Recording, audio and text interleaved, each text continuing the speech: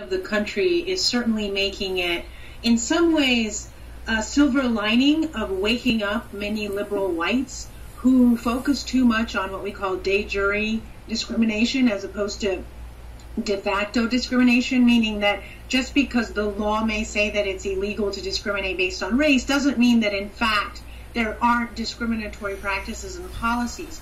And what Trump is doing in a very paradoxical way is he is showing the naked underbelly of systemic racism by being a white supremacist or a white nativist at best.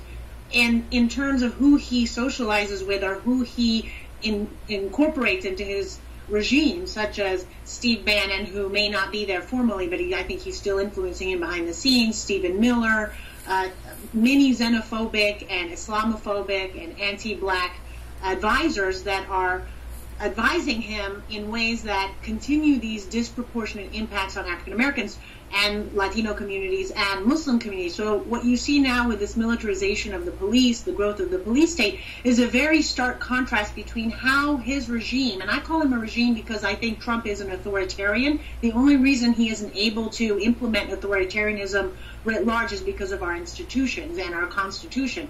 But what he's done is look at the way that he's responded to the white protesters that don't want to have the state, who are challenging the stay-at-home orders, who are challenging the quarantine for purposes of public safety.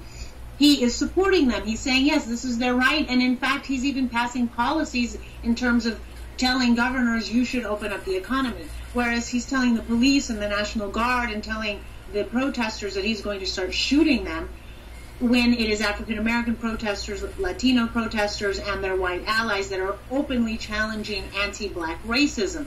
So the polarization is bringing to bear and bringing to light the stark inequalities that are based on race in the U.S., and I hope that this is going to wake up the liberal whites who will then realize that just because legally it's against the law to discriminate based on race, factually, it continues at a deeply entrenched level. Okay, Kevin, I'd like to turn to you to unpack that a little bit more.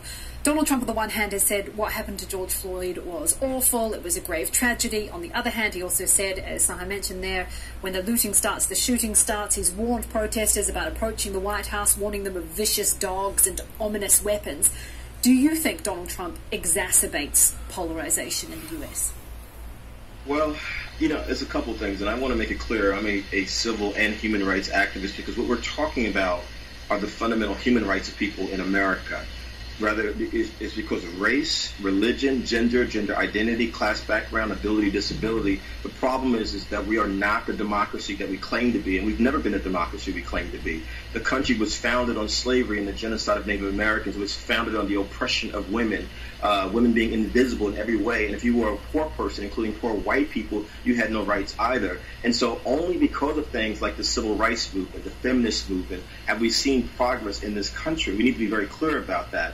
Donald Trump is actually not the problem. The problem is bigger than him. It's the systemic oppression and marginalization of different types of people across history, including black people like myself, that people are reacting to.